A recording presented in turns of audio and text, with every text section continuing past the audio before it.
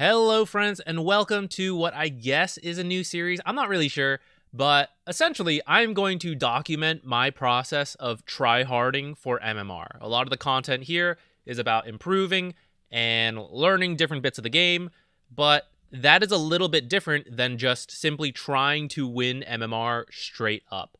So, I kind of want to show you my own process. Everyone has a different process, but this is what I do, and hopefully, that's useful to you guys. Now, I know we might be different MMRs, not bragging or anything, but if you feel like, well, maybe the stuff he does at 6K is not relevant to me, maybe some of the specific things might be different. But I have approached gaining MMR the exact same way since I was like 3K, and the questions and issues may differ, but I think the process can very much be the same, if you want to approach it the same way I do anyways. You might have a jungle legion that loses you the game, and you have to adjust to that, but I will have a Legion commander who's in the off lane, but then chooses to buy Blade Mail instead of Blink Dagger in some games. And to a lot of you, that might sound like, oh, those are both fine Legion items. Yeah, but it depends on the game. So to me, at this level, buying Blade Mail first could be a game-losing decision. So now I have an LC offlane who loses me the game based on her items, whereas you have an LC that loses because she chooses to jungle. So the questions may differ, but you have to approach these challenges the same way every time, in my opinion. So I hope this will still be helpful to you guys. Now, I won't explain everything I'm going to do in this process because some of it's already explained in these videos. If you haven't watched them, how could you not with those clickbait thumbnails? But maybe you check them out because it does kind of explain what I am trying to do here. And I don't want to just repeat it in a third video. But one slide from those videos is this one right here. Playing to improve versus playing to win. So a lot of the content is about playing to improve. Don't worry about wins and losses. We're just trying to get better. And if you're better, the wins will follow. That is a very gradual climb in MMR. I like that process. But sometimes we want MMR, and that is when we play to win. I don't care about improving. I am here to win. And the thing I want to highlight here is consistency. A lot of the times, we learn good things to do, but then for one reason or the other, we forget to do them. So to me, playing to win is about being as consistent as possible. With all the game knowledge I have, I am just trying to apply all of it well. I'm not trying to learn this new idea. I take everything I've learned, I spent time learning and improving, and now we are here to win. It's a very short-term process, in my opinion. I mean, it might take a long time, but the goal is short-term MMR gain versus long-term knowledge. Now you'll need both. You can't totally abandon improving because otherwise, you'll win a little bit of MMR, play against better people, and you're not going to be a better player and you're going to lose to them and you're going to drop again. So you always have to do a bit of both. But this series, what I'm showing you is me really trying to win. More than experimenting with anything particularly new, I am doing as much as consistently as possible to help me win games. So the first thing I like to do in this process is to calculate what I'm getting into with a bit of math. So as you saw earlier, the current MMR is around 6K, and my goal is to get back to top 1,000 in North America, which I think should be around 6.6K. Maybe it's a little more, maybe it's a little less. I guess we'll go until we get it. But assuming it's around 6.6, that will take me 19 wins to get 570 MMR. So 19 win streak and we're done. Easy, right? I mean, yeah, maybe if that happens. Unlikely though. So how else do you want to frame what you're getting yourself into? So one way to do it, and I think what I'm going to set the goal to be, is that I farmed up 60 roll Q tokens in the last week, and we're going to try to hit a 66% win rate to get 40 wins and 20 losses, and that'll put us there. 66% win rate's kind of a high goal. I don't know if we'll hit it or not, but I have been at this MMR before, so it's kind of like reclaiming MMR, so I think that should help the process a little bit, and that's why I think it's more about focusing down on things that I've been kind of slacking off on and getting back to that MMR. So it's something I think is possible. It may not happen, and if it doesn't happen, that's okay. I'm not going to feel crushed, but I think it's kind of nice to have this stretch goal, or maybe not stretch goal. It's like the reverse. It's like the maybe we get this goal. It's nice to push yourself, and if it doesn't happen, it's okay. A little more realistically is that a 55% win rate, which is still very respectable, it'll take me 190 games to get there. If that happens, that happens. I want it to take less time than that because I like goofing off. But for the sake of this series, we will try to reach top 1,000, and however long it takes is how long it takes. But starting to get an idea of like how many games we're going to play, I think is a good first step. And I think it really solidifies the idea that this is why I am trying to win, and I'm trying to be as consistent as possible. Every single game, I will give 100% to win the game, because any loss drags it out from 60 games to 190 games. That's a big difference.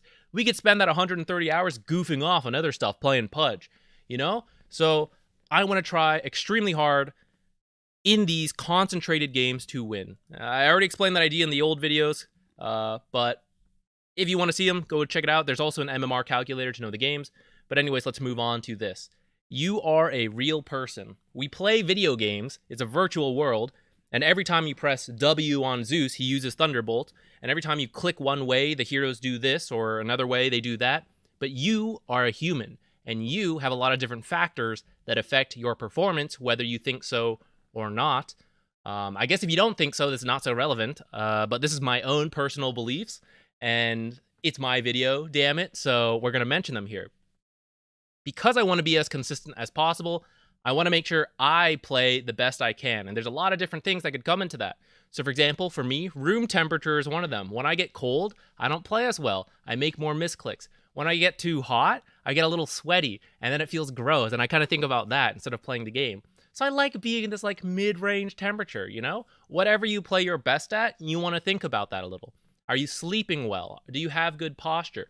I had really bad posture for a while, and I messed up my back a bit, guys. Don't do that. It's not good for you. I lost feeling on my left arm and freaked myself out, thought I was having a stroke, and then I lost feeling in my right half as well, and I was like, ooh, I'm not having a stroke. I just don't have feeling in my upper body. Haha. But it's because my back was really messed up. I had a nerve pinched, spine kind of out of whack. Real hassle because I had bad posture. I have slightly better posture now, still working on it, but that's also helped me play because I feel more consistent. It's like a nice little habit for me. So I like always like repositioning into my like, this is my posture, this is how I play healthily, or I try to anyways. But I think it's good to think about. Don't be hungry, or do if you think you play better, I guess. But, you know, whatever you think you play your best in, that is like the state you want to be in. So if you're being hungry or not helps you, if you're being bloated. People going to the bathroom like right after they accept and then they lose gold, or they go to the bathroom after queue times and then they're late to the game. I mean, it's a video game, right? So it's like, okay, whatever. But if your goal is to try as hard as possible, then don't do that. Just go to the bathroom first and then queue up, you know?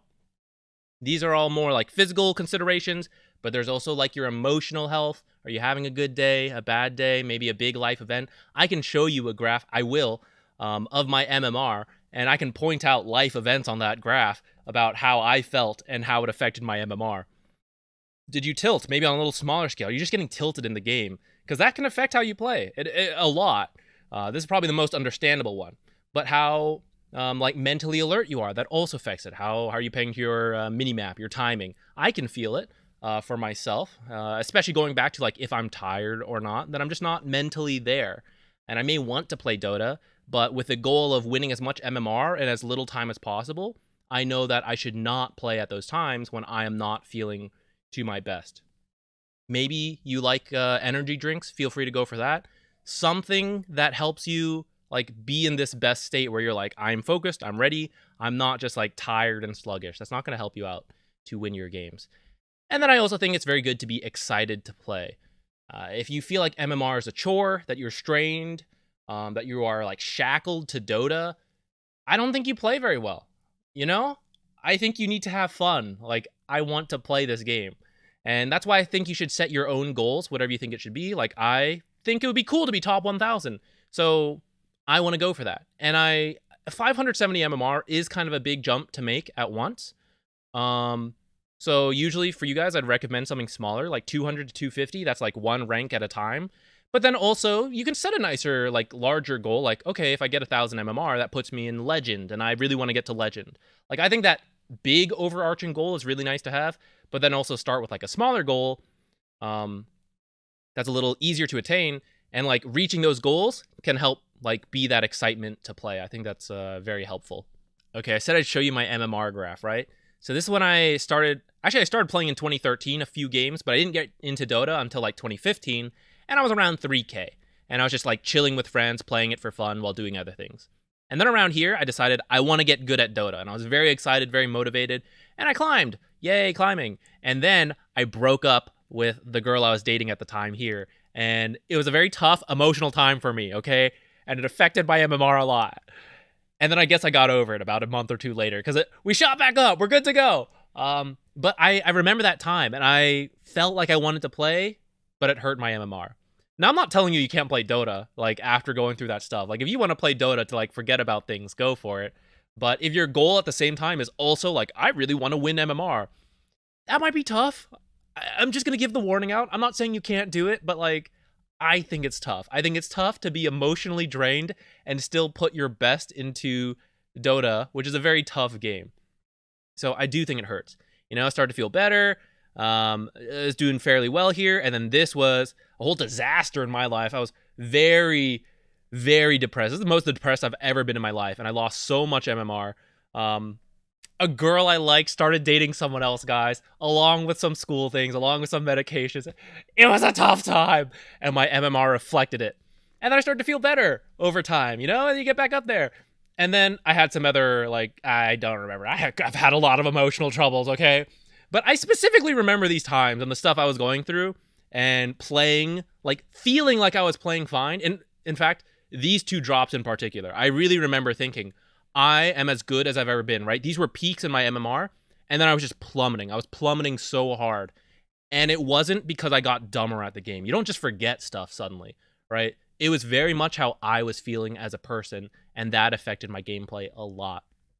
And then Open Dota stopped tracking it. But what you missed is the rise up to 6K and all of that, and feeling a lot better, honestly. When I started to climb MMR again, I was feeling in a much better spot, happy with my life, healthy relationship, all of that. I think this stuff matters. You don't have to. That's okay. It's my own process, though. And if you do feel like, I think I'm fine at Dota, but I'm struggling, maybe take some time to look at your own life. And I'm not trying to judge you, you know? But, like, if you want to improve and win MMR, sometimes it's not about the game. Sometimes it's about how you're feeling, is what I want to say. And I think it is worth taking the time to look at it and say, like, I always play when I'm really tired after a long day of work. That probably doesn't make much sense. Maybe I should do unranked at those times.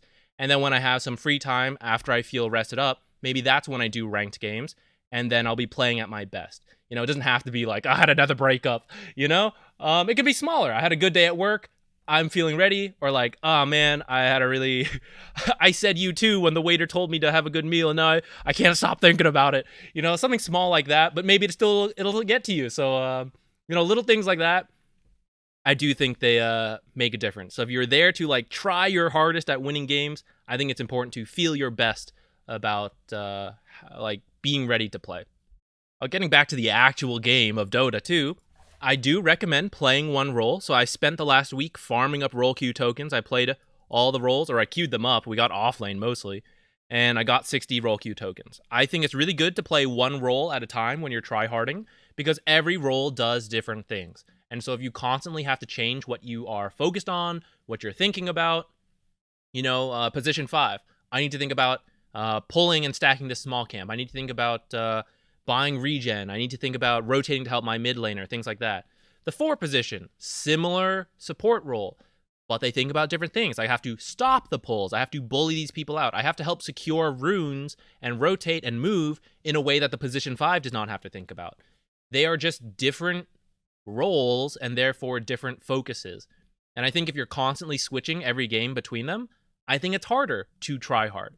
Now, if you want to do that, it's fine, right? It just depends, like, how you want to approach tryharding. For me, I like to do one role at a time, and I think it helps me focus on one thing so that I can make it a habit, and then I can start thinking about bigger picture things. Like, okay, I do know I need to rotate. Where? With a carry? With a mid? With the offlane? Like, which tower is most important here? Which ward is best here? Like, what are the bigger picture things? I find it easier to focus on that stuff when you make a habit out of all the, like, simple things that a hard support always has to do, instead of, like, always switching between. And along that same line, I like to play very few heroes. And in fact, one. I will be playing Snapfire for as many games as I can. This is something maybe a little unique to supporting because we just first phase pick and that's it. If you're a core player, you may have to vary a little bit. That goes back to like playing to improve, developing a hero pool, and then always picking the best core for the game. But as a support, I think you can just pick whoever you like. And then we're going to get into this in a little more, but have an idea for that hero. Like, you have to have a clear idea for victory. And if I was super tryharding as much as I could, I would only play Jakiro or Treant because I have a ton of experience with them. I know exactly what to do against the counter picks, all of that, because I've played them so much. But I don't want to be the kind of player that only has 2 heroes. So this time I want to learn Snapfire, who I have 80 games, which is a decent amount, but still not as much experience as them. And we're going to try hard with her. Now, if you want to pick someone brand new that you don't have a lot of experience with, that is fine. But that does mean you're more under the trying to improve section for a little bit. Do that. And then you're ready to try hard to win. But yeah, pick who you want. Be excited to play them. Have an idea. I know what I'm going to do with Snapfire. I don't know what I would do with, like, Bane. So if I want to play Bane, I got to go through the improvement step first and then get to playing to win. It's up to you, as a lot of this is personal preference, but I do think, if you have Dota Plus, it is fun to, like, buy the shards, buy your favorite outfit if it's not super expensive, things like that. Get excited to play the hero, going back to that. But then I also turn off music. I don't listen to music in Dota, and I don't listen to music outside, like on Spotify or whatever else, YouTube, stuff like that, because music is distracting, in my opinion. Sometimes I will listen to music if I am feeling the tilt coming on. You know those games. You know where the tilt's coming on, you mute your team, and then that's when you turn on, like, some remix of Super Mario Sunshine music or something, right? To chill and relax, because playing at a calm state is better than a tilted state. But in general, if you're entering a game and you're not tilted or anything, I think music can be distracting because the Dota sound design is very good. There's a lot of information through the sounds of Dota. Hearing people go invis through a Shadow Blade, hearing global ultimates, hearing smoke of deceit go off. Things like that can be missed when you're listening to some, like, bass pumping, like, music, So for me, when I super try hard, I turn music off. I have game sounds quite high, and I have the voice sounds of my teammates quite high as well, because I think communicating is also very important. I think unit speech is okay to hear things like, "They're hitting your tower, you idiot." If you're not paying attention to your own minimap, then the voices help with that. I don't find them too distracting, but some people do play with them off, things like that. So you can choose to do that. I don't play with all to, like, minimize a little bit about some of their voices. But yeah, this is me tryharding. In the same way, I don't play with all these fancy settings. I find them a bit distracting, and I always use the default map. I don't play with, like, the weather effects. Weather effects? I don't know, I said it like that. I don't play with all this fancy stuff because I find it changes the map. And things like juking, if it's always, like, switching maps, then the trees look a little different, and sometimes I'm not sure where it goes. Or, like, my warding locations are sometimes based off, like, this is where the map looks like. And if I'm always playing on different maps, I don't know what the spot is anymore. Weather effects I find to be, like, distracting. Again, it's up to you. It's a video game. You play it how you want. If you do want to play with a terrain, I recommend you always use a terrain. Immortal Gardens, I think, is the best one outside of the default. I think it has the least extra random distractions. But yeah, I like to be consistent, and I like to do that. So when I try hard, this is where I'm at.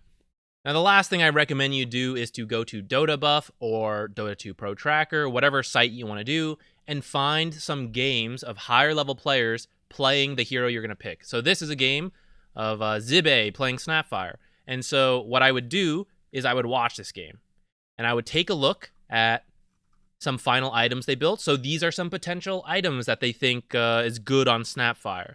These are the potential skill builds. Now, is every game going to be a QWQ into max E build?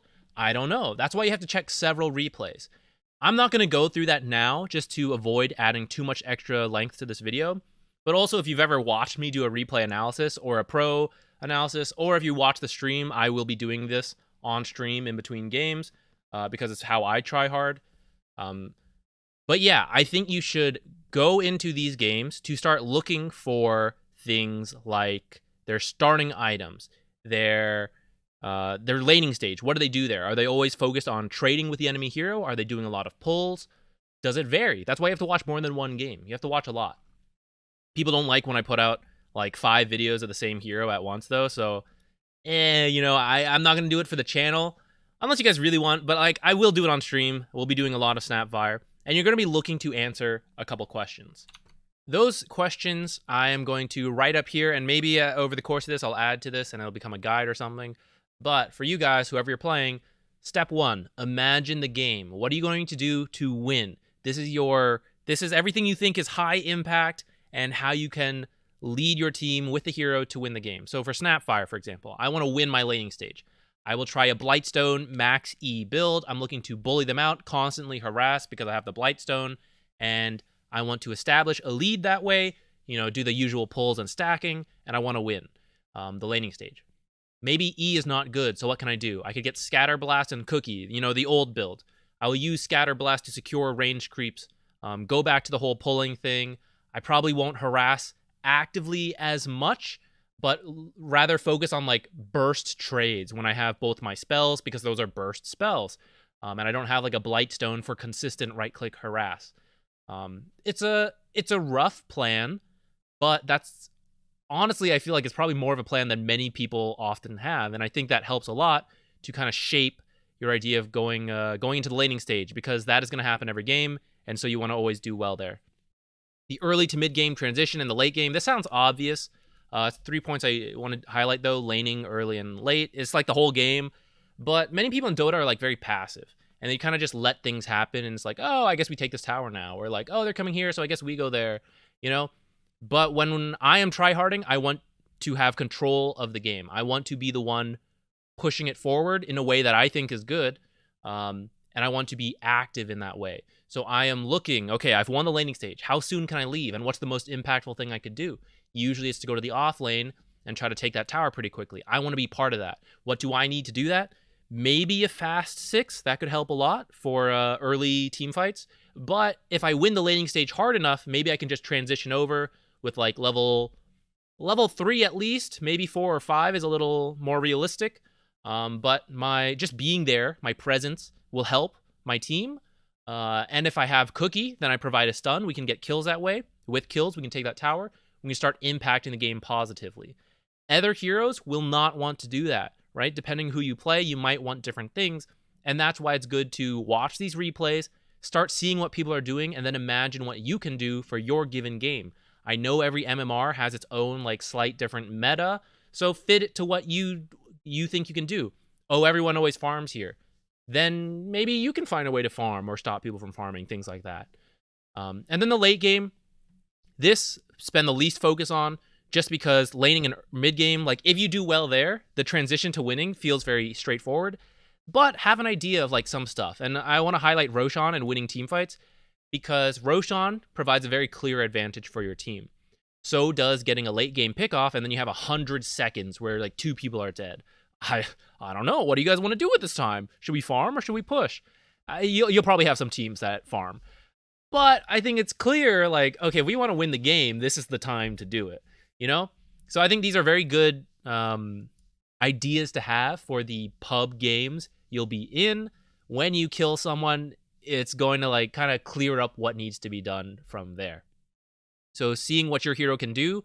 Do you contribute to an early Roshan? Or maybe are you great at team fights around Roshan?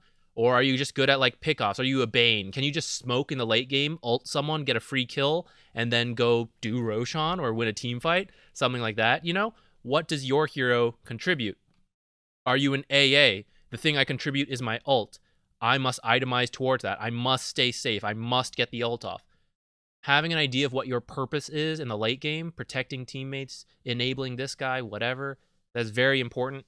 And you can kind of piece that as you go. As you figure out through the laning stage and early game, you kind of see how the game's going, and then you figure out what you do in the late game. So this is the one I think of like in the middle of the game. But these I want to have a very clear idea of beforehand, and I will try to follow my plan there. And then I'll have options for this, and then I'll pick the best option in the middle of the game. Then finally, make some excuses for yourself, come up with the reasons you lose games, and we're going to try to address them. Because even though we said it's okay to lose games, I don't know if I said it this video, it is okay to lose games, guys. But we want to try not to, right? Because we're tryharding for MMR. So we come up with the reasons we lose. If we lose, it's okay, but we're going to do everything we can to not lose. So the most common one, I think, is my teammates are holding me back.